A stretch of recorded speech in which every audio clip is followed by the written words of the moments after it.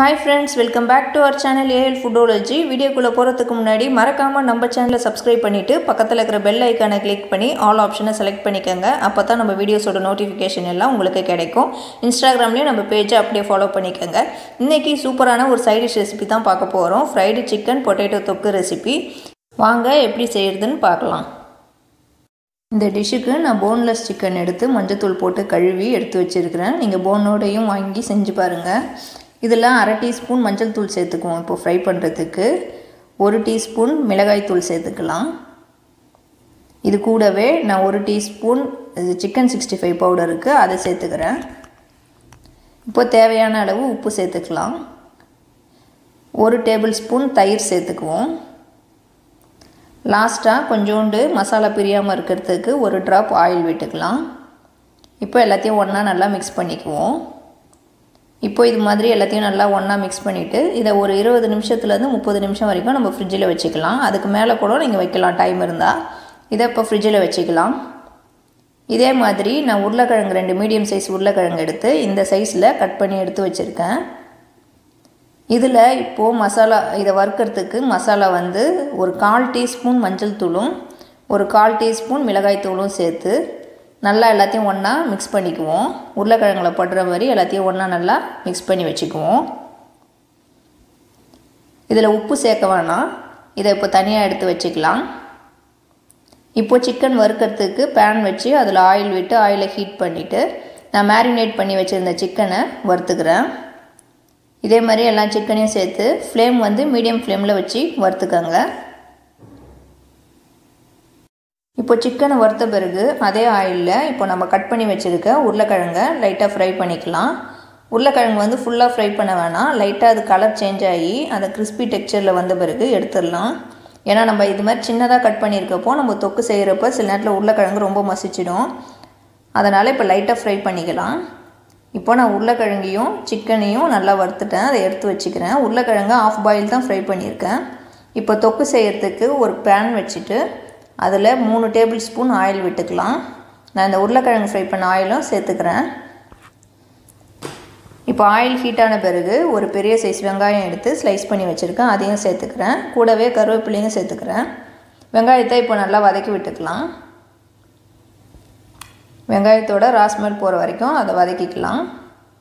இப்போ இது கூடவே 1 டேபிள் ஸ்பூன் இஞ்சி பூண்டு பேஸ்ட்டு சேர்த்துக்கிறேன். நான் இஞ்சி பூண்டு பேஸ்ட்டை சேர்த்துட்டு அதை நல்லா வதக்கி விட்டுக்கோங்க. வெங்காயத்தோடவே இஞ்சி பூண்டு பேஸ்ட்டையும் சேர்த்து நல்லா வதக்கலாம். இப்போது நான் சாப் பண்ணி வச்சுருக்க ஒரு தக்காளியும் இதோட சேர்த்துக்கிறேன். இப்போது தக்காளியை கொஞ்ச நேரம் வதக்கி விட்டுக்கலாம். நம்ம சிக்கன் வறுத்து ஆயிலில் சேர்த்ததுனால இந்த கலரில் இருக்குது. இப்போ தக்காளியும் நல்லா மசிஞ்சு வேகட்டும். அது வரைக்கும் வதக்கி விட்டுக்குவோம். இப்போது மசாலா தூள்களை சேர்த்துக்கலாம். 1 டீஸ்பூன் தனியாத்தூள் சேர்த்துக்குவோம். கூடவே 1 டீஸ்பூன் ஜீரகத்தூள் சேர்த்துக்கிறேன். 1 டீஸ்பூன் மிளகாய் தூள் சேர்த்துக்கிறேன். லாஸ்ட்டாக சிக்கன் தந்தூரி மசாலா 1 டீஸ்பூன் சேர்த்துக்கிறேன். இது சேர்க்குறப்போ தொக்கு நல்லா டேஸ்ட்டாக இருக்கும். இப்போ இதை லைட்டாக வதக்கி விட்டுக்குவோம். இப்படி வதக்கிறப்போ அதோட பச்சை வாசம் போயிடும். உங்கள்கிட்ட சிக்கன் தந்தூரி மசாலா இல்லைன்னா நீங்கள் சிக்கன் மசாலா எதனா இருந்தால் அதை சேர்த்துக்கோங்க. பட் சிக்கன் தந்தூரி மசாலா சேர்க்குறப்போ டேஸ்ட் நல்லாயிருக்கும். இப்போ இந்த தொக்குக்கு தேவையான தண்ணி சேர்த்துக்குவோம். தண்ணி சேர்த்துட்டு இந்த தொக்குக்கு தேவையான உப்பும் சேர்த்துக்கலாம். உப்பு வந்து பார்த்து அளவாக சேர்த்துக்கோங்க. ஏற்கனவே நம்ம சிக்கன் ஃப்ரை பண்ணுறப்போ உப்பு சேர்த்துருக்கோம். இப்போ எல்லாத்தையும் ஒன்றா நல்லா மிக்ஸ் பண்ணி விட்டுக்கலாம். நம்ம தந்தூரி மசாலா சேர்த்ததுனால அதனால தான் கலர் வந்து பிரைட்டாக இருக்குது. மற்றபடி காரம் வந்து கம்மியாக தான் இருக்கும். இப்போ எல்லாத்தையும் ஒன்றா சேர்த்துட்டு மசாலா கொதிக்கிறதுக்குள்ளே நம்ம ஃப்ரை பண்ணி வச்சுருக்க உருளைக்கிழங்கை சேர்த்துக்குவோம். உருளைக்கிழங்கு இனிமேல் தான் வேகணும். நம்ம ஏற்கனவே ஆஃப் ஃப்ரை தான் பண்ணி வச்சுருந்தோம். இப்போது இதை சேர்த்துக்கலாம். ஃப்ரை பண்ணி உருளைக்கிழங்கு சேர்க்குறப்போ தொக்கு வந்து நல்லா டேஸ்ட்டாக இருக்கும். இப்போ இதை எல்லாத்தையும் ஒன்றா நல்லா மிக்ஸ் பண்ணி விட்டுட்டு இதை வந்து ஒரு 10 நிமிஷத்துக்கு அப்படியே கொதிக்க விடுவோம் மூடி வச்சு. 10 நிமிஷத்துக்கு அப்புறம் ஓப்பன் பண்ணி பார்க்கலாம். இப்போ பாருங்கள், மசாலா நல்லா கொதித்து வந்திருக்குது. இதை லைட்டாக மிக்ஸ் பண்ணி விட்டுக்குவோம். கிழங்கும் நல்லா வெந்திருக்குது. கிழங்கு எதுவும் உடையவே இல்லை பாருங்கள். இந்த ஸ்டேஜில் நான் வந்து ஃப்ரை பண்ணி வச்சுருக்க சிக்கனை சேர்த்துக்கிறேன். சிக்கன் நீங்கள் வறுக்கும்போது கார்ன்ஃப்ளவரோ ரைஸ் ஃப்ளவரோ சேர்த்து மிக்ஸ் பண்ணாதீங்க, இல்லைனா ரொம்ப கிறிஸ்பி ஆகிடும். இப்போ சிக்கனை இதோட சேர்த்துட்டு நல்லா மிக்ஸ் பண்ணி விட்டுக்கலாம். சிக்கன் வந்து அப்படியே ஓப்பன்லேயே வச்சு கொதிக்க விடுங்க, அந்த மசாலாலாம் சிக்கனில் இறங்கட்டும். லாஸ்ட்டாக 1 டீஸ்பூன் கார்ன்ஃப்ளவர் மாவு நான் கரைச்சி வச்சுருக்கேன், அதை இதோட சேர்த்துக்கலாம். இதை சேர்த்துட்டு நல்லா மிக்ஸ் பண்ணி விட்டுக்குவோம். நம்ம இந்த ஸ்டேஜில் மீடியம் ஃப்ளேமில் ஸ்டவ் வச்சுக்குவோம். இப்படி மிக்ஸ் பண்ணி விடுறப்போ கார்ன்ஃப்ளவரோட பச்சை வாசம் அப்படியே ஓப்பன்லேயே இருக்கிறப்போ அதுவே பச்சை வாசம் போயிடும். தொக்கும் நல்லா திக்கான கன்சிஸ்டன்சிக்கு வந்துடுச்சு. உருளைக்கிழங்கு நம்ம ஃப்ரை பண்ணதுனால உடையவே இல்லை பாருங்கள், சிக்கன்லேயும் மசாலாலாம் நல்லா இறங்கிடுச்சு.